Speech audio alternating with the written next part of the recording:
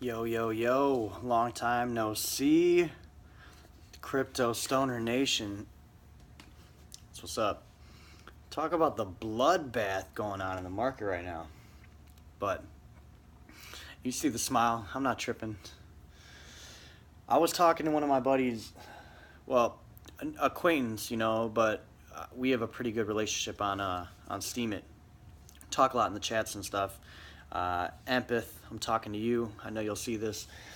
And bro, we don't even get stuck in all this fuddery. That's what I'm gonna call it, that fuddery. We don't get caught up in that because we bought really low. I know he got Ethereum at like 44 cents. He got it cheaper than I did. I got it at like 17 bucks. Bitcoin, like I said, I bought back. The last time I bought it, it was under $700. And that's the last time I bought some.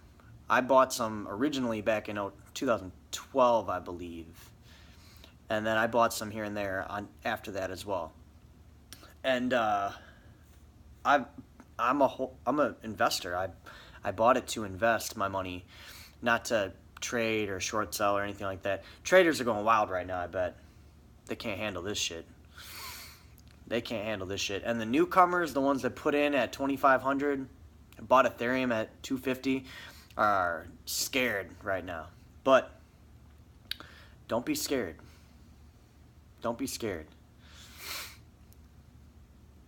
Just hold on and yunk.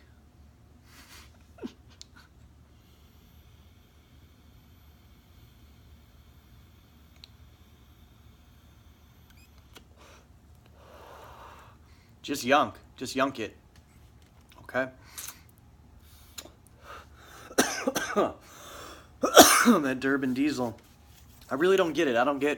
I do understand. I do understand why people are selling their shit, but I don't at the same time. Like, anyone that... Bitcoin has died like 4 times, I believe.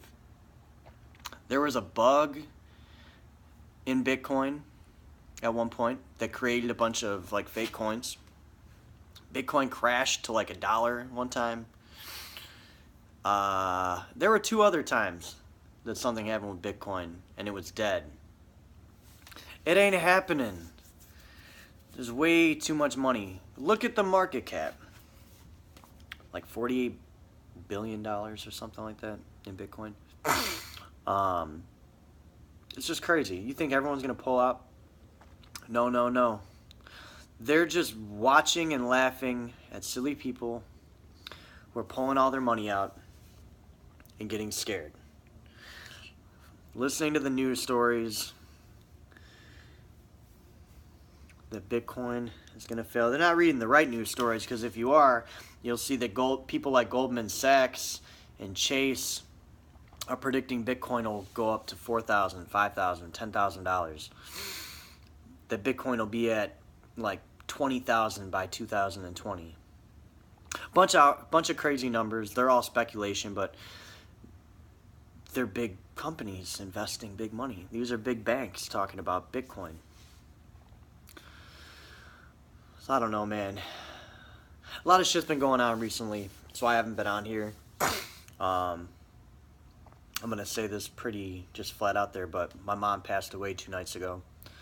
It was rough, but me and my siblings, we were with her for the last few days that she was in hospice. She was actually supposed to be moved home. My last video, or the video before that, I was in front of the hospice center. But she was supposed to come home after going there for like a night, but things kind of took an unexpected turn, and we decided to keep her there because she would just be in less pain staying there. And it was a really nice facility. Not only like was the facility nice, but the nurses there were really, really sweet, really nice people. Always checking on her, always checking on us. Shout out to Seasons. Yeah, man. So I've been kind of off social media all in all until last night. Till last night I decided to get myself into, I don't know, a little mischief. You know me, I like stirring the pot in these justice and victim groups. So The newest Ponzi pimp that I pissed off's name is Ari Maccabee. This guy has swindled so many people into so many scams, and the most dangerous thing about him is that he pushes legit, like, MLM schemes too, legit online marketing.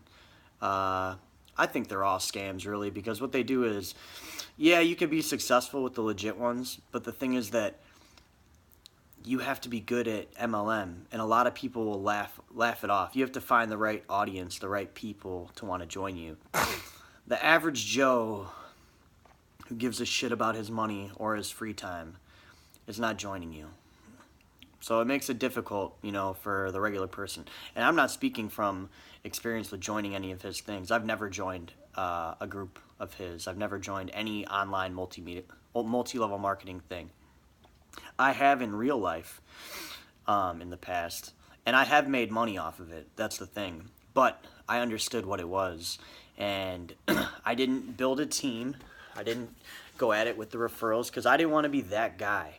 I didn't want to lose friends by annoying them, saying, "Hey, do you ever think about making more money in your spare time? What do you do for work?" Well, that's nice. Have you ever thought of making residual income and not going back to a real job? Wouldn't you like to have control of your life? I fucking hate people like that. Like, they're the most annoying people in the world that push that kind of shit to you. You're like, dude, just fucking go somewhere. For real. But the company that I worked with was called New Skin and Pharmanex. They were like a skincare and like vitamin fucking thing. But the thing was that if you were not a customer, if you were a distributor, you got special pricing. And there were expensive machines that people really wanted that were like buy 3, get 1 free. So what I was doing is I was buying those, and you were getting them for like $200 cheaper than what they sold for. So you were already earning one of them off selling the 3, and then you were getting 1 for free.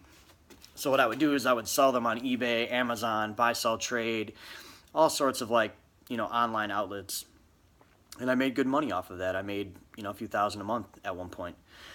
But it gets tiring trying to live your normal life and just fucking shit posting things on the internet to sell, having to go to the post office, package things up, send them out. In between taking care of your kids, coaching teams, fucking having my kids in sports with me, working a full-time job, having a real life. I like to enjoy myself. I don't want to live my life being a slave to fucking selling shit like that. So I eventually just stopped doing it, but I made money off of it. So I understand how these things work and how their plans are set up and how the team bonuses work and referral programs and all that kind of shit. And this guy is like one of the worst. And the funny thing is that I called him out, okay, because I was tired of him posting shit. There was a victims group for Jetcoin, which he pushed a ton. He was one of their biggest pushers. And then all of a sudden he tries to play the victim and act like he's there to help them. And within trying to help them, that's where he plants the seed for the next scam. He acts like he's a victim, but he's got a large network, and that, he has people in there that have worked with him with some of his legit companies, so they have faith in this guy, and they think like, oh, this guy just got scammed too. And then he pulls all of these victims to the next Ponzi scheme. That's right. That's how he builds his team. So a guy he scammed was in there, and the funny part is that is that once he scams you, you call him off for it. He's not very nice to you anymore. So he's being a dickhead. So I've done a lot of research on these Ponzi scheme sites and some of their big pushers. So I have a lot of stored information right now, which I've been looking for the right person to pass it along to try and get a case going or a class action lawsuit against some of these guys or the companies that they've been representing. But the thing that I find is that a lot of these people that I feel like are doing the right thing, I find out are Ponzi pimps just trying to take the heat off of them for all of the people they suckered in. So it's hard to find people to trust to pass along the information you have about all these people, because you don't know whether or not they know these people and are trying to just get in with you, because that happened to me actually a couple times. They caught me lacking. and yeah, like, luckily I didn't give them any info, like actual information, but I was sharing with them some of the things that I was looking into, and then they shared it with the people that I was looking into. And I found out, obviously by messages from them telling me, information that I talked to the other person about. So I knew who it was and all that, but yeah, so I called this guy out, right? And after I start putting legitimate information out there, when he's calling me a cocksucker and just, you're a broke boy, you're a loser, that's why you're doing this, you probably lost money in one with me. Like, I never lost money in anything with you. I never signed up for any of your shit. And that's why these people should believe me, because I'm just calling it how I see it. Like, I have no attachment to you whatsoever, except for the fact that I think you're a piece of shit for doing what you do. And I've made it my mission for the day to call you out in public on here, so all these people that think you're a good person know the type of shitty person that you are. Because while you're living in some other country, you're an American living in another country, you know that our laws aren't going to affect you, and you know that the people's lives that you ruin, they're not going to be able to do anything to you, so you don't give a shit. And that's the part that pisses me off. And I think that's one of the biggest ways, that's one of the biggest telltale signs. I always see it. Every time that I'm looking into one of these people, you'll notice that the big recruiters, the ones that are making a lot of money doing this, they're always like from the UK or from America, and then they live in some like Asian country, or they live in some like South American country or some shit, which is just funny. They're all involved in multi-level marketing online.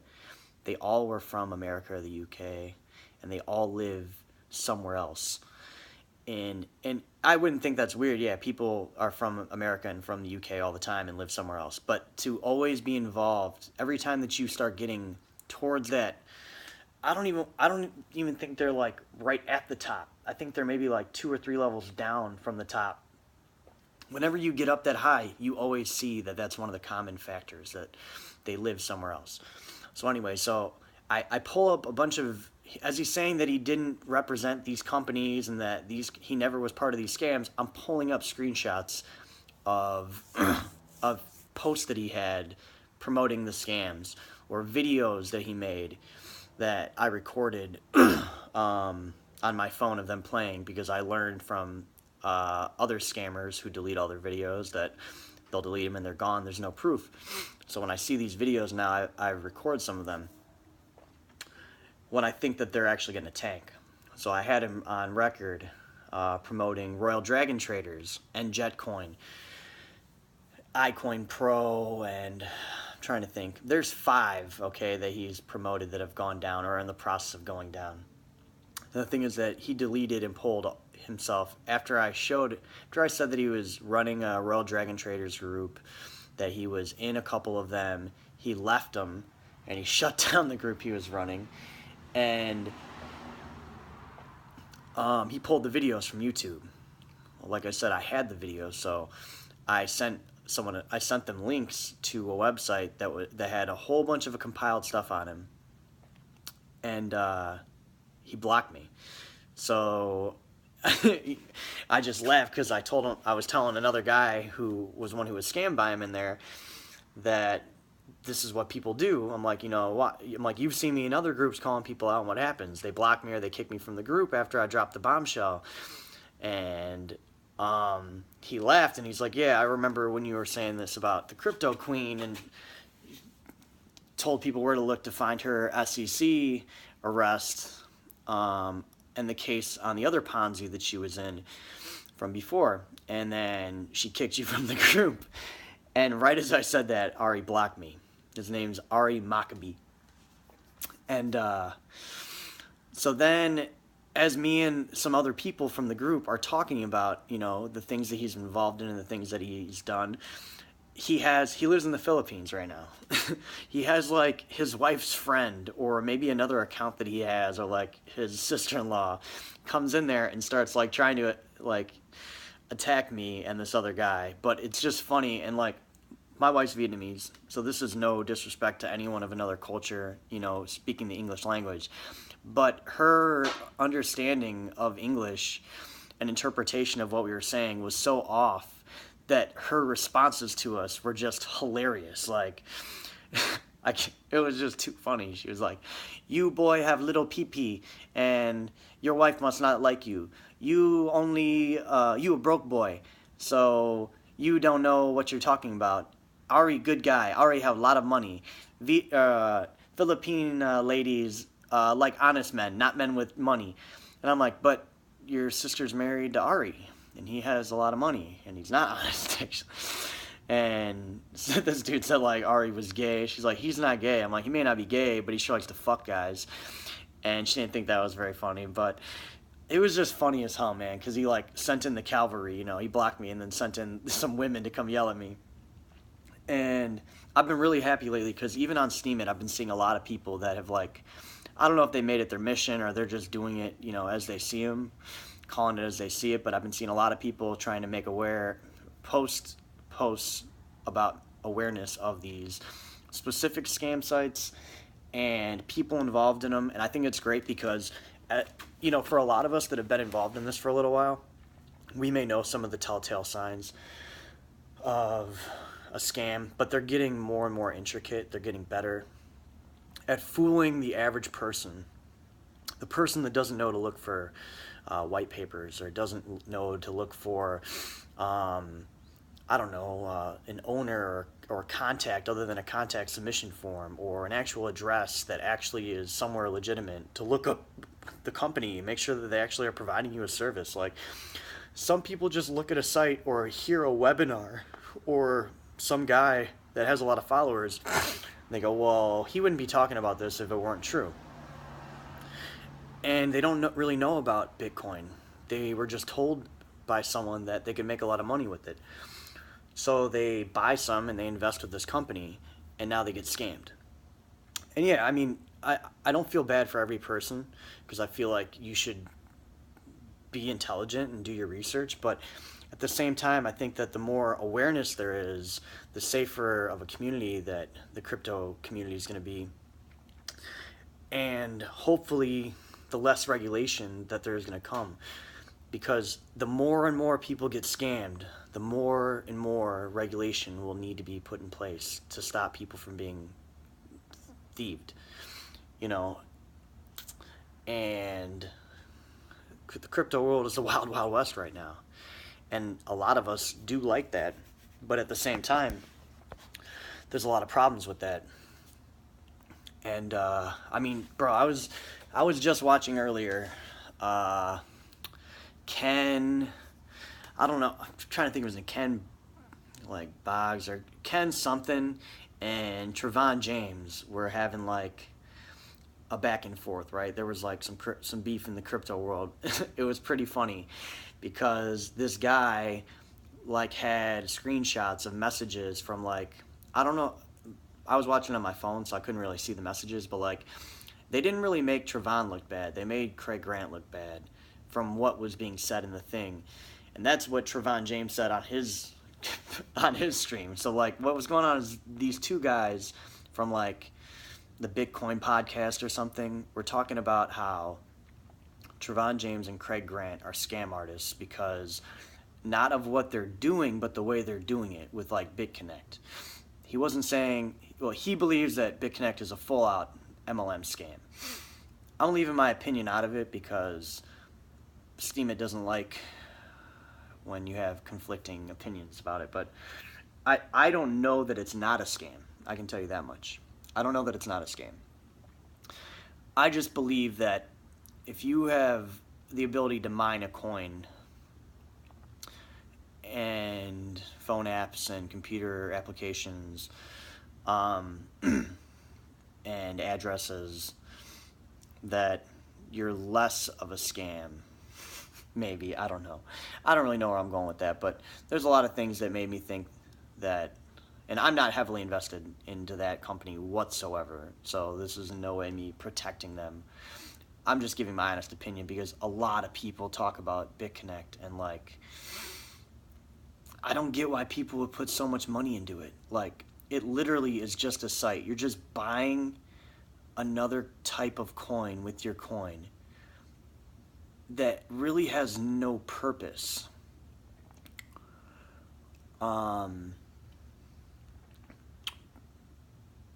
So, yeah, I mean, yes, it's traded on it is traded on some exchanges, but I want to tell you guys this. And yes, I do have an investment in BitConnect, so I want to say that while I am saying this, I am invested in it, so I can fully look through the whole website, see what their lending program does, see what other things they have, because what a guy told me was that it's not just lending. They don't guarantee, which they don't guarantee you any type of return. They just say on average you will get back 1% daily. That's not guaranteed. There have been times I've gotten back 0.0 like 3%. Other times I've gotten more than 1%. Yeah, that would be a revolutionary trading bot. But the thing is that like I just want to go through something real quick because it bothers me when people say it's on CoinMarketCap. So if I guess CoinMarketCap would be a scam. No, that's not true. If you guys have no idea what it takes to put a coin on an exchange, okay? To put a coin on an exchange, I want you to look it up. Go to one of the, I think one's like Livecoin that it's on or something, but go to one of the exchanges and look at what they ask for to put your coin on there. You will be pleasantly surprised at how little they ask for. It costs you about 3 Bitcoins to have them allow you to put a coin on there. Let that sink in a bit. It only costs about 3 Bitcoins to have certain exchanges put your coin on there. Okay? So that being said, now I do also want to say that I know I said a couple minutes ago that the coin doesn't really have a purpose, but the purpose they try to pitch to you is to create an environment or ecosystem to teach people about cryptocurrency, trading, mining, to offer a little bit of everything, to make it like an educational platform for trading in cryptocurrency. They do have like a little bit of everything. They have the lending, which a lot of people promote. They have the MLM pyramid scheme portion of it that a lot of people promote, which I used to leave my affiliate link in my videos, but I don't. If you look back, I took them all out of the first, I think, 2 I had on here on Steam. I had them on, but I took them off. And I don't put them on anything that I have anymore because on Steam I think they might be in my YouTube videos just because of when I first set up my YouTube, I had that like autofill part. So it may be, but I'm even thinking about taking it off because you know what? I don't support any of that kind of shit, really.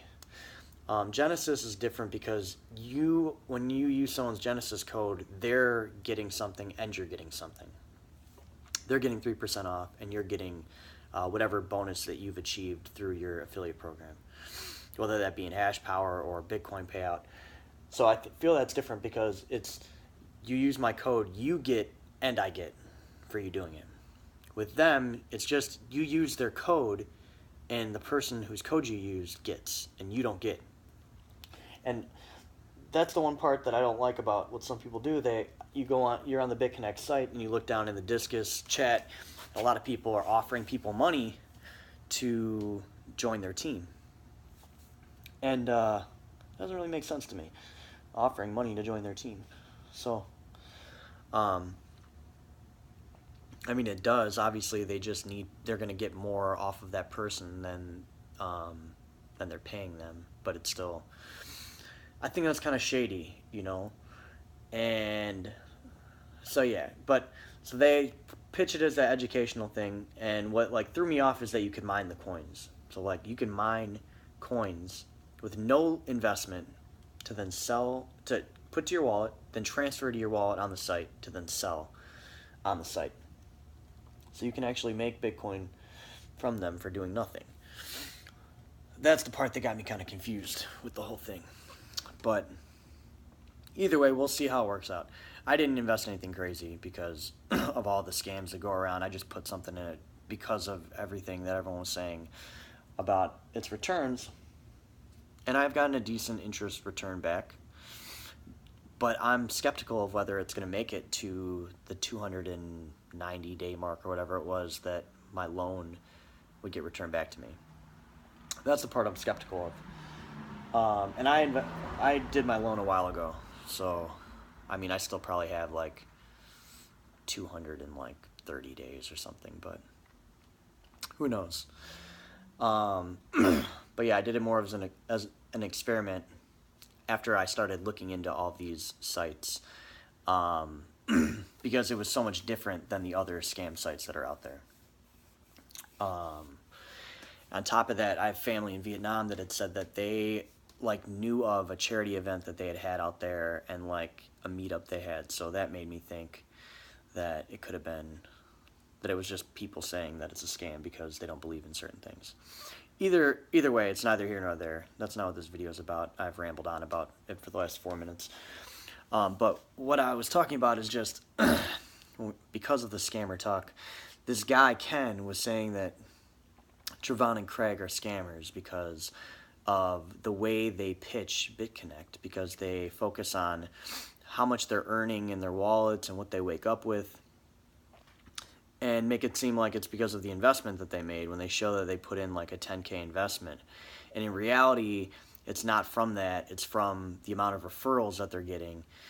So he was saying that it's not that they're scamming people by having them join BitConnect, but it's that they're making them believe that by joining BitConnect, they're going to make a ton of money like them. But those people aren't getting referrals or won't have as many referrals. So he was just, and the thing is, it didn't make Trevon James look bad. And I'd take no, I don't take a side. I like Trevon's videos, and he smokes and shit. So I mean, I'd smoke with him, but it was more making Craig look bad. And like Trevon said in his live stream, because like while this Ken dude is live streaming, talking shit, running his mouth, Trevon starts live streaming of that live stream and showing that the dude had muted him. I'm like, bro, that's some bitch shit.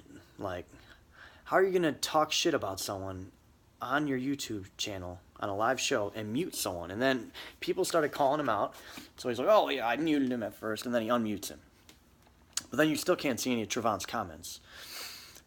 And I asked Trevon what he took on the slides or whatever, and he said, you know, it makes Craig look bad, but Craig doesn't give a shit if he looks bad.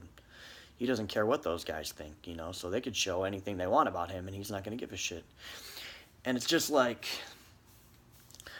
I get like people exposing other people, but like I don't get why they brought Trevon James into it just because he's friends with Craig. And like I don't know why they didn't like address them face to face. Like, why are you gonna go on YouTube and like just make a live stream talking shit about people without even giving them the chance to like defend themselves or talk? And I'm not taking anyone's side because I don't know the whole story. I'm just saying, for me, I only talk shit to people's faces. And if I'm gonna say something to you, not to your face, it's because I haven't seen you yet.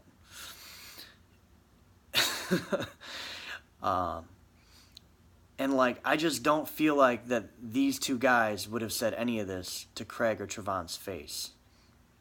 I really don't. And that's the part that makes me mad. Like I don't like this whole internet tough guy shit. Like you're gonna get on YouTube, you're gonna make a video trashing some people and the way they make money, their hustle.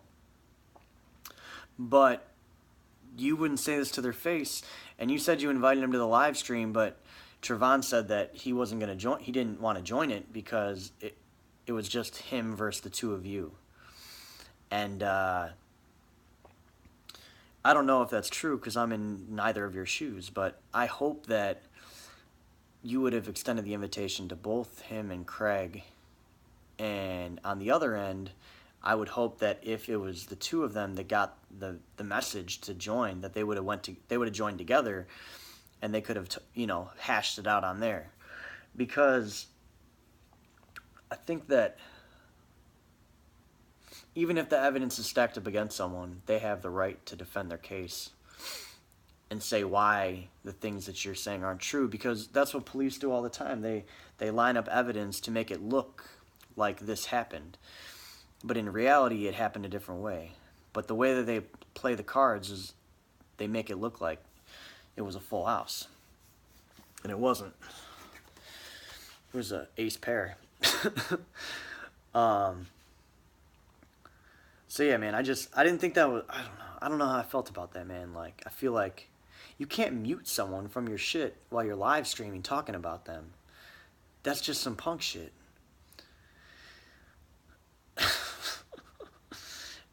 And at the same time, like, if they did give them the opportunity to join to dispute or discuss the problems they had with them, why wouldn't you join if you guys are all bigger YouTubers with followings? Like, and I don't really know the other guys, how big of followings they have or whatnot, but it was just funny to me. Like, this whole internet thing makes me laugh because growing up, I got into it a lot with people. I got into a lot of fights, and I like to troll people, and I like to have a sense of humor on the internet.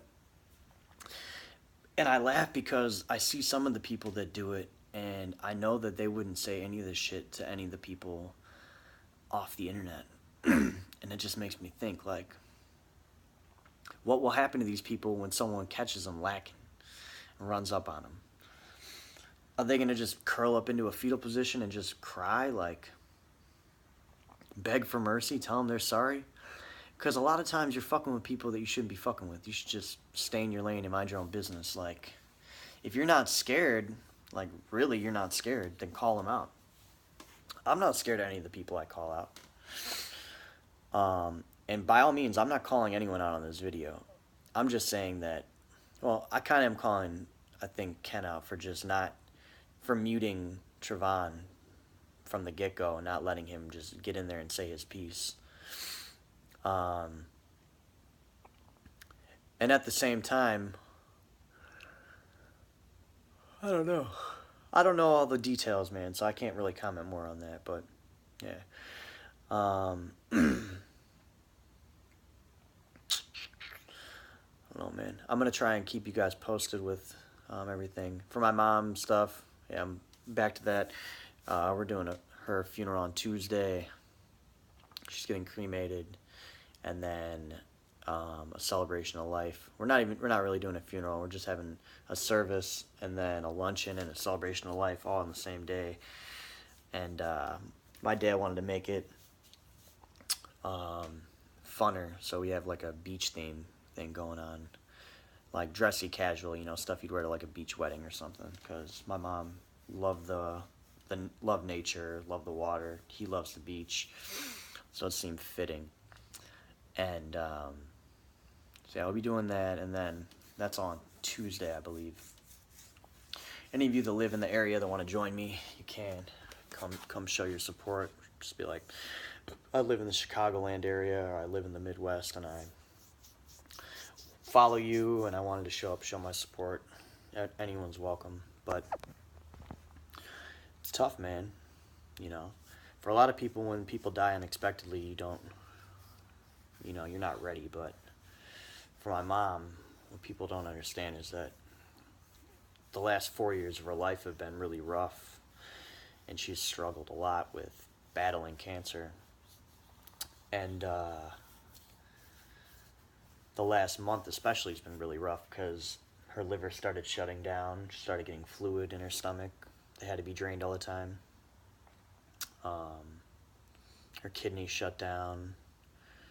She had to get stents in those. Like, she just had it rough, so her last couple days that we stayed with her, I got to watch her take her last breath. Last few days we stayed with her at the hospice.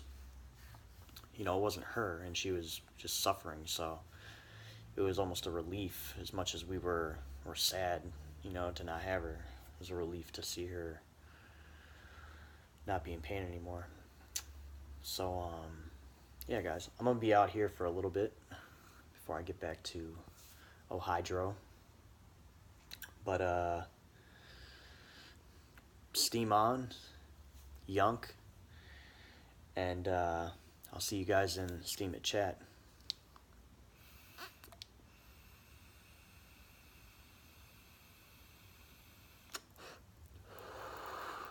Peace.